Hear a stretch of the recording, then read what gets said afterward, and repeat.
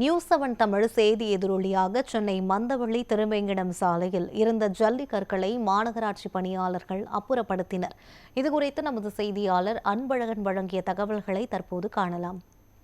சென்னை மாநகராட்சி மண்டலம் 13 வார்டு 171 மந்தவெளி திருவேங்கடம் சாலையில் வந்து இங்கே வந்து ரோடு சரியில்லாமல் வந்து குறிப்பாக அந்த ஜல்லிக்கற்கள் அதிகமாக தெரிஞ்சு சொன்னோம். இது குறித்து உடனடியாக நம்ம மாநகராட்சி அதிகாரிடம் தகவல் தெரிவித்தோம். திரும்ப மழை பெய்து வந்தாலும் கூட முதல் கட்ட பணியாக அந்த ஜல்லிக்கற்களை அப்புறப்படுத்திட்டு இருக்காங்க.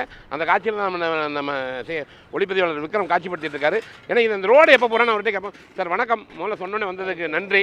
இப்போ இந்த ஒர்க்கை முடிச்சோன்னே எப்போ சார் இந்த ரோடு பேட்ச் எப்படி சார்? சார் வித்தின் 2-3 டேஸில் மேக்ஸிமம் பண்ணிடுவோம். இந்த ரெயின் நின்றுச்சுன்னா 1 or 2 டேஸில் பண்ணிடுவோம் நாங்கள். எதனால் ஜல்லிகள்லாம் அதிகமாக காரணம் சார் இது வெஹிக்கிள்ஸ் மூவிங்லேயே இருக்கிறதுனால நம்ம அந்த செட்டிங் டைம் நமக்கு சரியான டைம் இல்லை.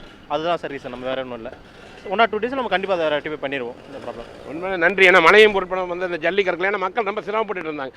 இந்த மழை உடனே சொன்ன உடனே வந்து அந்த ஜல்லிக்கற்களை அப்புறப்படுத்தும் பணியில் மாநகராட்சி ஊழியர்கள் ஈடுபட்டு வர்றாங்க.